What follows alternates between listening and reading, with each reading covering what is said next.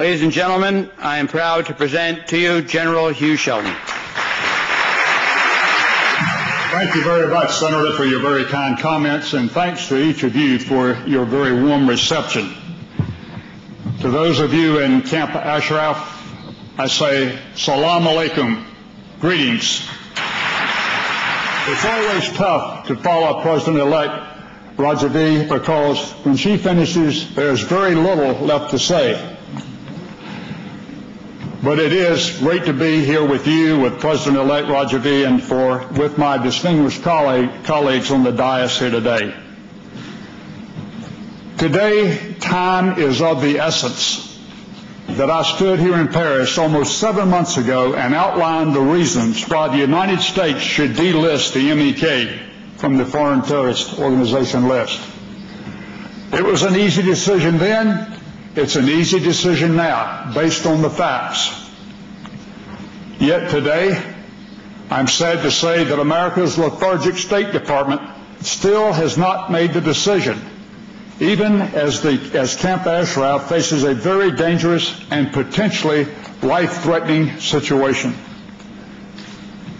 Allow me for just a few minutes today to review with you the facts. You've heard many come from President-elect Rajavi, but fact number one, even the current terrorist exporting Iranian regime has trouble articulating why the MEK should be on the Foreign Terrorist Organization list.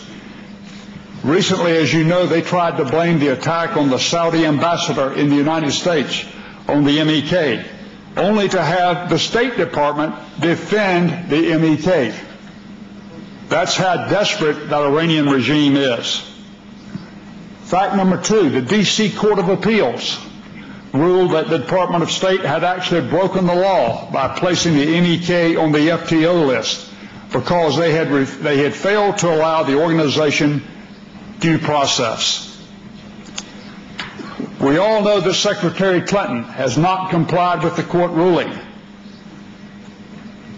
That court ruling was produce evidence, and she hasn't replied because there is no evidence to produce. Fact. Over 30 very senior former U.S. government officials, bipartisan, actually a bipartisan coalition, non-parochial if you will, have publicly supported the MEK's removal from the FTO list. That should be noted because whenever you get anything that's non-parochial in Washington, D.C., you've accomplished a major feat.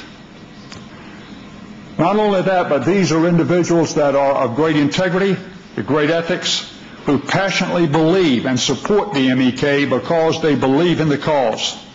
There are individuals like the former Attorney General of the United States, Casey, the former Director of our Federal Bureau of Investigation, Louis Freeh. There are 4 governors, 2 of which are here with us today. There are a whole host of general officers, all of whom have great integrity. I know them personally and would only support the MEK if they believed that the cause was just and that the MEK did not belong on the FTO list. You and I know that the MEK should not have been placed on the list, and we all know it should be taken off immediately. A fact. We, the United States, disarmed the residents in Camp Ashraf in 2003. And in doing that, we guaranteed them protection under the 4th Geneva Protocol. It was a commitment. It was a promise that we made. And that commitment and promise has not changed, although we have turned the territory over to the Iraqi government. A fact, in April of this past year, we stood by and watched the massacre that took place in Camp Ashraf, although we had commanders and troops in near proximity to the camp.